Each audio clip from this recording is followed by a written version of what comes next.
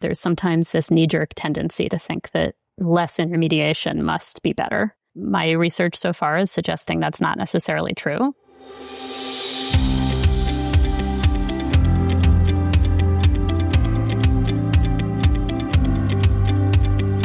Welcome to VoxDevTalks. My name is Tim Phillips.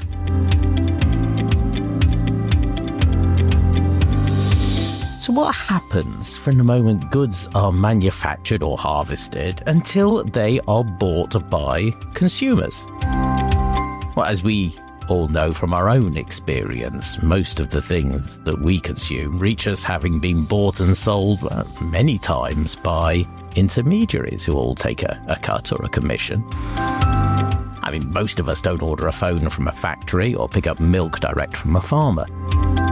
Many interventions designed to increase the welfare of consumers aim to shorten these supply chains by cutting out those traders in the middle. But what happens when you do that in the real world? Research done by Meredith Startz of Dartmouth College suggests that the story might be more nuanced than our economic models often suggest, and she joins me now. Meredith, welcome to VoxDevTalks. Hi, Tim.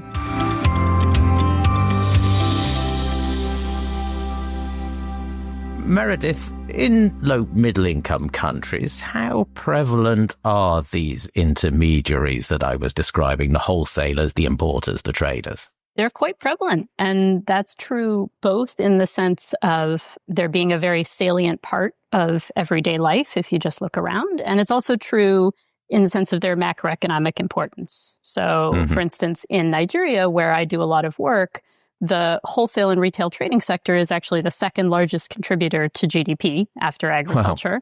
And it accounts for a quarter of total employment in the country. It's not just something that you see as you wander around on the street. It's also really a very large part of the economy. Yeah, and how do we define this part of the economy? How do we define what they do and what they don't do? Intermediary is a very broad term that could potentially include all sorts of things. But for me, my research focus is really on the wholesale and retail trading sector. And a typical definition of that sector is that it involves the resale of goods without transformation. And basically that means that it's someone who is selling goods that they didn't make themselves. Gravity models of trade, they suggest that the distance between the start of the supply chain and the end of the supply chain, well, that really matters a lot. If we include these intermediaries along the way, how is that going to change the trade costs or the markups for goods that we're interested in? The reason we often work with distance in trade models is really just that it's the best proxy we have for costs of trade that we know we don't observe directly. We figure that we don't know exactly how much transportation cost or time or risk is involved in something, but we can take a good guess that it's probably higher over longer distances. And so what we do is we just let the data tell us how much those costs increase with distance to rationalize the trade we observe. I think given the data limitations we face, that's a completely reasonable approach.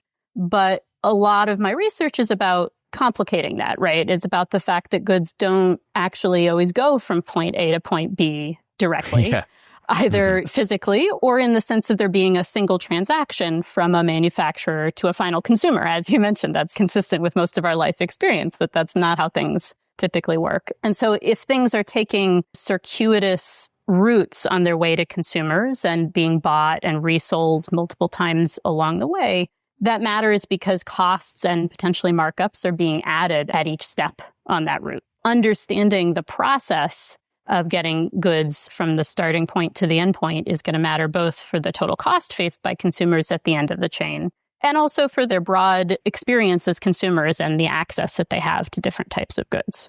Meredith, when I'm writing about business as a journalist, I talk about this sort of thing all the time. But until this moment, I have never spoken to a development economist about it. Why has there not been much economic research into the role of these intermediaries? That's a deep question.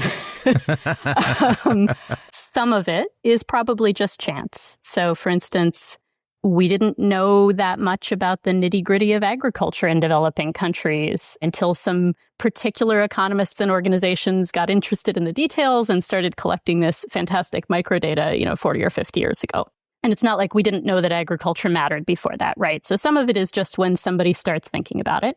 But I do think that there's perhaps a more systematic reason as well, which is that both economists and I think people in general have a tendency to think that the real economy is about making stuff, right? Mm-hmm. Like physical, tangible production of things. Right. And there's this belief that the true source of growth or prosperity comes from making things and making things better. And I think that gives us this subtle ethical or even aesthetic feeling about the virtue of making things relative to selling and reselling things. And if you look throughout history all over the world, I think you, in contrast, see this pattern of distaste for intermediation and this sense that traders just put a wedge between producers and consumers. They add costs, they add markups, and somehow if we could get rid of them, we would be better off. And they often get blamed, rightly or wrongly, when prices go up or when times are hard. And I think even among academic economists, there's sort of a feeling that understanding intermediation is necessarily second order, that it's just about shuffling around some costs on the margin, but it can't be a real driver of this growth and long-run prosperity that we're after. I guess it's obvious from my own research focus that I don't feel that way. And I think it's untrue on two levels. So one, in the immediate sense, shuffling around some trade costs on the margin may actually be the best way to make a difference in people's lives now.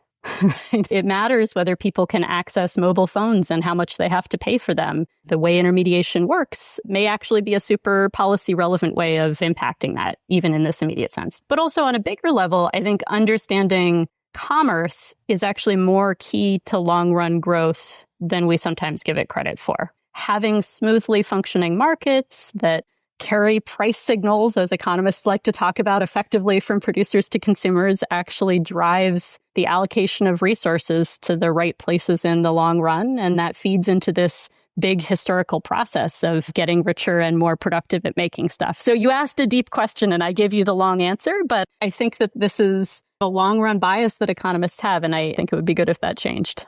I think it's really worth having a long answer for this because, as we're going to see in a moment when we talk about your research, this certainly is not of second-order importance. I think that's right.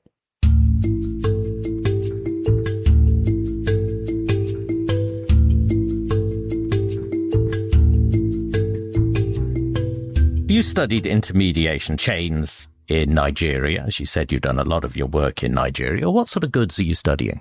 I have several projects with slightly different focuses, but broadly, I look at traders who are dealing in non-perishable manufactured consumer goods. So think about things like clothing or shoes, mobile phones or laptops, furniture, household appliances, that sort of thing. When you look at the intermediation that gets these things into the hands of the consumer, how do you manage to observe that? It must be quite difficult to follow one product along that intermediation chain. How can you observe it?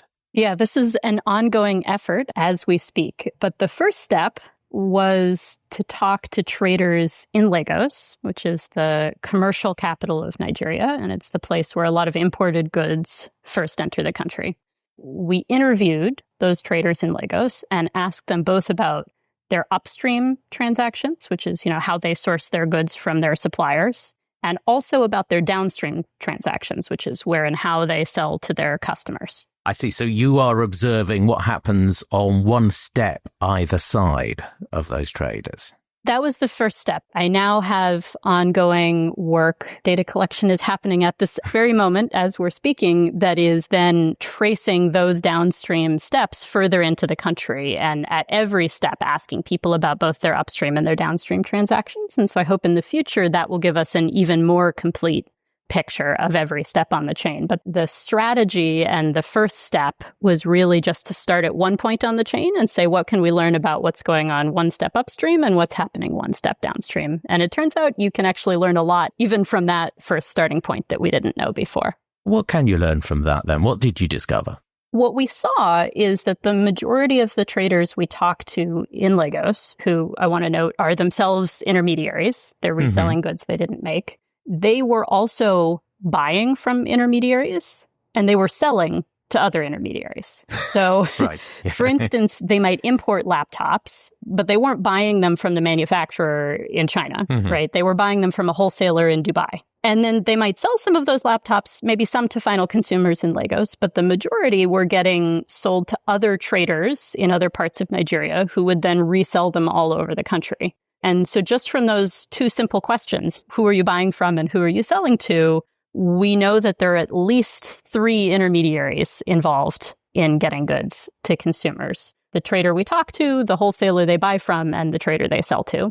And as you noted, that's not even the full chain, but it's already quite complex. And that's really a lower bound on the length and the complexity of the full chain, which we're now doing more to fully trace out. When we're looking at their buying decision, some of these traders would probably do quite a lot of business. Why are they buying from an intermediary themselves in Dubai rather than buying direct from the factory? Some of the biggest ones do buy directly from the manufacturer. But if you ask most traders this question, they'll tell you something like, I don't have the money to buy direct. And for small purchases like mine, to make profit, I buy locally. Dig into that conversation with them further. What they mean is that to buy from, say, a manufacturer in China, they would have to do things like get a visa and go to China in person to look at the goods. Of course, yes. And then pay for space in a shipping container, and then figure out how to get their goods through the port in Nigeria, which might involve paying fees or bribes and hiring an agent to make it happen, and then getting it loaded into a truck off of the container and getting it to their shop.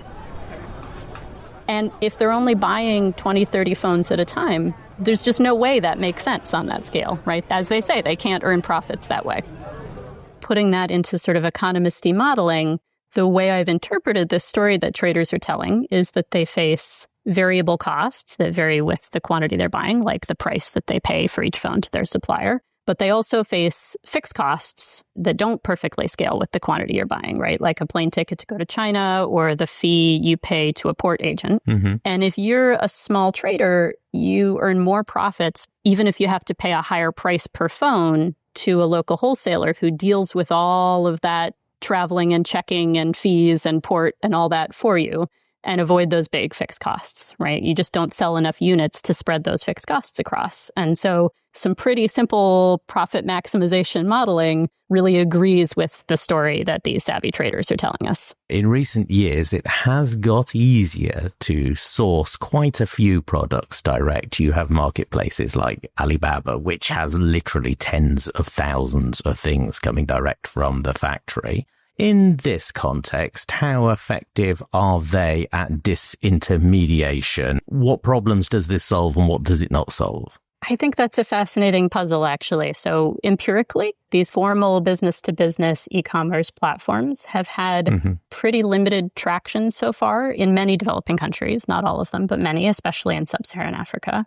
And instead, I think what we've seen changing is traders using new digital tools, but using them to facilitate the way they've always done business, rather than replacing it with Alibaba or these similar platforms. And so, for instance, we see them using smartphones. We see them texting with their suppliers and using WeChat or joining WhatsApp groups to learn about new products or reaching their customers through Facebook.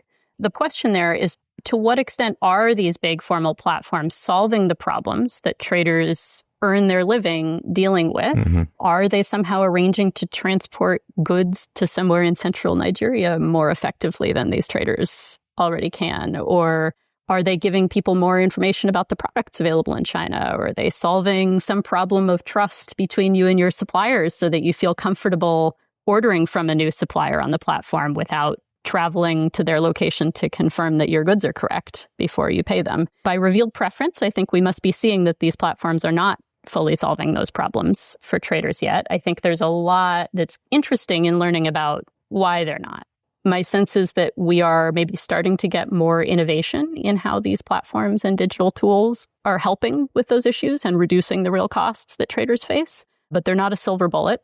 And it's not obvious to me that they're going to sort of replace what traders currently do or lead to less intermediation until we see them having more real impact on those kind of costs that traders face around trust or transportation or the things that their whole business is about dealing with. They do market themselves very much on we will save you money, not just on we will ease these frictions, don't they? Whether you're an academic economist or just someone observing how business is done, you would assume that if there were fewer steps in this intermediation process, then it would always mean that the consumer at the end gets something cheaper. In your experience, is that always the case?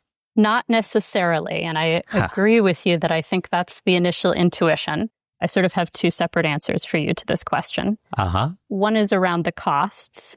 The key around the costs themselves is that those problems exist. You know, the difficulties of transporting something to central Nigeria or of reliably delivering goods in an environment with low trust and poor contract enforcement. And just offloading those onto a platform doesn't solve them. And so the platform only helps if it has some way of solving those true costs and problems more effectively or more efficiently. If you really dig into it, it's not always obvious why Alibaba, for instance, should be better at delivering products to central Nigeria than current traders are, or even how they would enforce agreements or generate trust more effectively. And I'm not saying they can't either, but unless they're doing something that is solving those problems at lower cost, we wouldn't necessarily expect them to deliver products to consumers at lower prices. So I think that's half of my answer for you.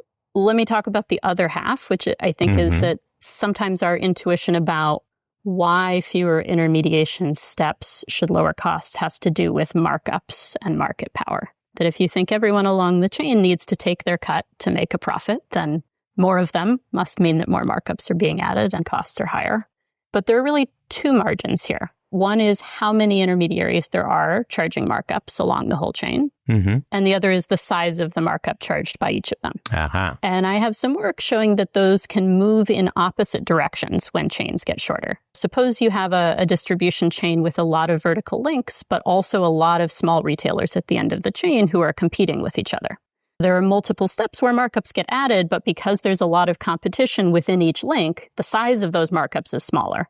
And if you move to a distribution structure with fewer links along the chain, all else equal, you'll have less competition at each link, and so the size of the markups may go up. And so on net, you can actually end up with higher prices at the end of the chain, even though you have fewer people adding the markup in the sense of the number of steps. And one thing that we've discovered over the past few years is that when there are choke points in supply chains, then the opportunities for price gouging, for example, are huge. Indeed. And the insight of some of my work is that you should expect those to systematically move in opposite directions. I do want to be clear, you may well get lower prices on shorter chains, so I'm not opposed to shorter chains. The result in our paper is that you won't necessarily. And I think that goes against most people's intuition, as you said at the beginning. But which direction it goes definitely depends on the context and the reason that the chain gets shorter. I wouldn't want to claim that prices always go up. But let me just wrap that up by flagging one other issue, which is that prices aren't the only thing that matters to consumers.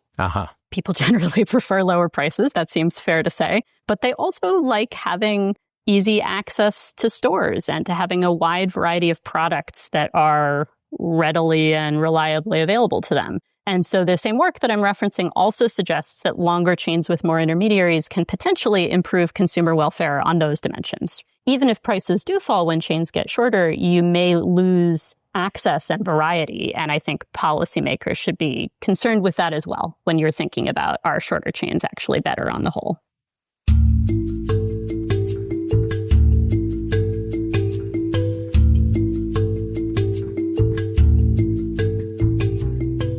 There's another piece of research I wanted to discuss with you, and that's your work in Uganda, looking at agricultural markets and intermediation between the farm and the consumer there.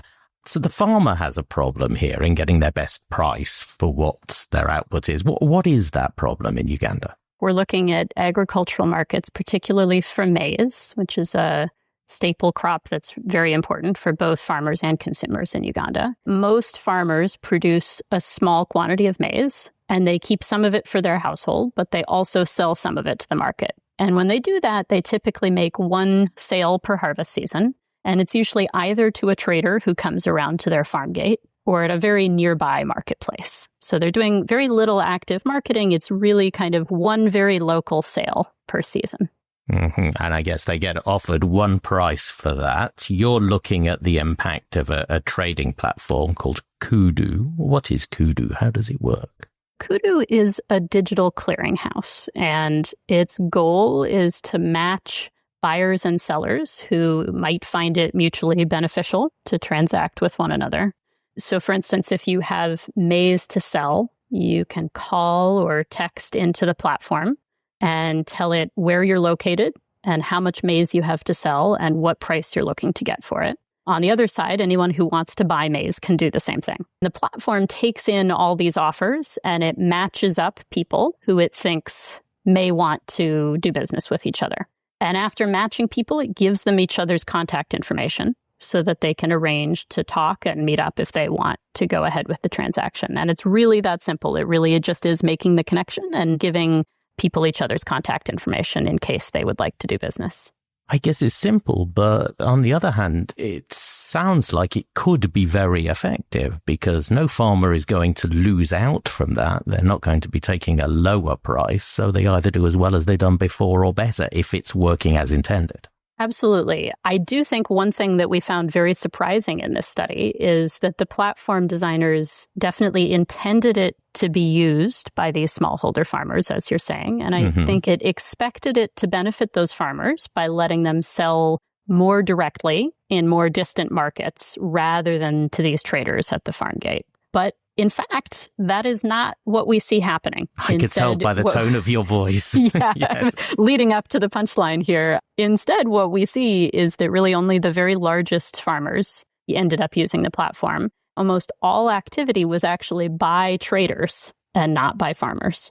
I see. So the traders are using Kudu to get the best deal for them, but they're still working in the same way with the smallholder farmers. Exactly. So what we saw is that, in fact, the platform really did not cut out intermediaries, that a lot of farmers tried the platform. They were excited to try it, but it turned out that either they didn't end up making matches or they didn't end up selling to the people that they were matched with. And here's what we think was going on. So the platform reduces one kind of cost, which is this bother of finding out who's working in which markets on a given day and has a truck and is interested in buying your maize. And before Kudu, farmers hardly did any of that at all. They sold at their farm gate. And traders did that by spending a bunch of time making phone calls or often actually just taking their truck and traveling directly to those markets to see who was there in person that day.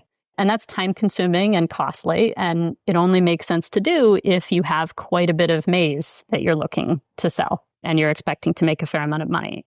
The platform made that process cheaper by letting you get at least one potentially good match with the buyer on your phone without having to make a ton of calls or having to go anywhere. But that sort of search cost of finding a buyer or seller is not the only cost. So once you have a match, you still have to do things like get access to a truck and load the maize on it and drive it somewhere. And that also doesn't make sense to do if you're a small farmer who's selling only a tiny quantity of maize. And so we think that the scale economies in this setting were still large enough, even after Kudu reduced those costs, that it still really only made sense for traders who operate on that larger scale to do cross-market trade. And that's really very analogous to some of the things we were talking about earlier, where there are these fixed costs of trade that mean it doesn't make sense for the very smallest traders or farmers to buy or sell directly. And instead, they choose to go through an intermediary to maximize their profits. Meredith, if the farmers aren't necessarily doing any better and it hasn't cut out the intermediaries, but they're working more efficiently, maybe making a little bit more money, it's not Kudu working as intended, but can we still say that's a success? Actually, what we see is that many farmers do better. So let me break that down a little bit. So we see that average price levels don't change, but price gaps, which is the difference in prices between two markets, do go down when both places have access to the platform. And what that reflects is prices going up in places that produced a lot of maize and initially had surpluses, and prices go down in places that produce less maize and initially had this deficit and high prices. Mm-hmm. And because this was a randomized controlled trial, we know that we can attribute that to access to the platform, those changes in prices. And the key here is that those price changes do pass through to farmers. So they're not actually just being captured in trader profits. So if you're a farmer in a place where prices went up, you earn more from selling your crops locally, even though you were not using the platform and changing where you traded. So we do, in fact, see those farmers benefiting through this change in market level prices that get passed through to them. Yeah, even if it's not in the way that anyone expected. Exactly. Does it matter to us if farmers do trade directly or they do trade through middlemen?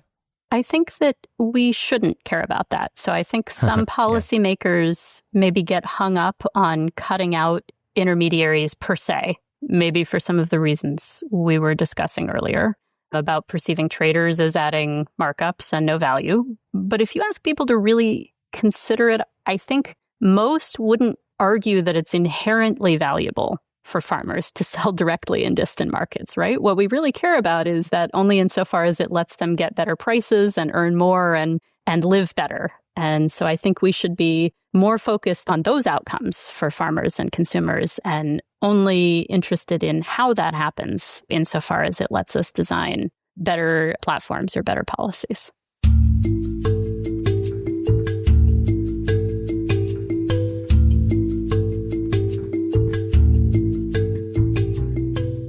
Meredith, this is all fascinating, and it's even more fascinating because we're learning a lot about the way in which the world works and the lives of the people who these policies are intended to help. What you've discovered, does it imply that policymakers ought to be cautious if they're introducing policies or technologies that are designed to disintermediate traders who, as you say, have always been slightly looked down on when it comes to policy? I think it does. Or, I would say at least it says we need to think about this in a slightly more nuanced way. There's sometimes this knee-jerk tendency to think that less intermediation must be better. My research so far is suggesting that's not necessarily true. We need to understand more about why we see intermediaries. What sort of costs and economic challenges are they there to deal with? Mm-hmm. Why do manufacturers or farmers or consumers choose to buy and sell through these businesses rather than going directly themselves? And what value are those intermediaries providing? By understanding that better, we'll be able to better target policy and innovation efforts towards solving those underlying costs and problems that the intermediaries are there to deal with. That may or may not reduce the amount of intermediation, but it will at least help them do their jobs in cheaper and better ways, like Kudu did. And hopefully, in the long run, that makes everyone better off. Now, you're the pioneer in doing this research, but it doesn't sound very easy. If other economists want to do more work in this area, what sort of research do they need to do so that they can really understand what's going on here and that they can think about how to maximize the welfare gain from the existence of intermediaries? That's a great question. And honestly, my answer is very simple, which is I think the first thing we need is more data. Yeah. There have been these amazing efforts in recent decades to collect microdata on many dimensions of life and business in developing countries, right? Agriculture and households, and increasingly even on manufacturing firms. And in contrast, we just know very little about what the wholesale and retail sector is doing. The first step is that we need to go out and find out more about what traders do in detail and how it varies across places or products. And I think we should do that before we make too many more policy prescriptions. It's good advice. Meredith, thanks for talking about it. Thanks, Tim.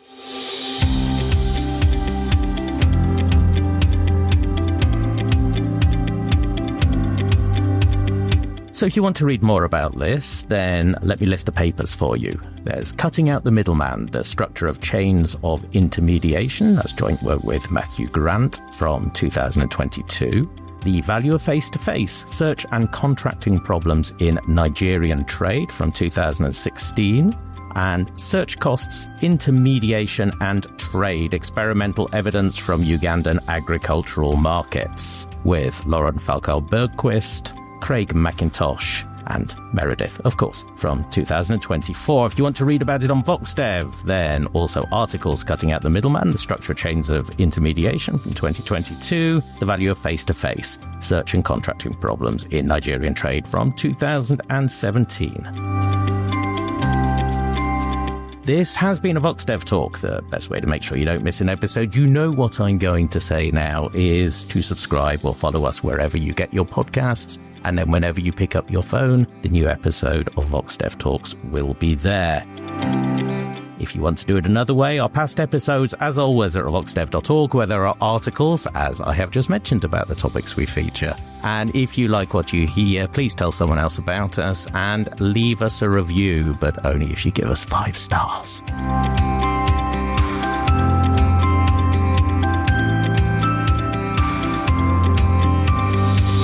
VoxDev Talks is a Talk Normal production. The assistant producer is Megan Bieber and our editor is Andrei Zargarian. Thanks to Oliver Haney and Iman Siddiq at VoxDev.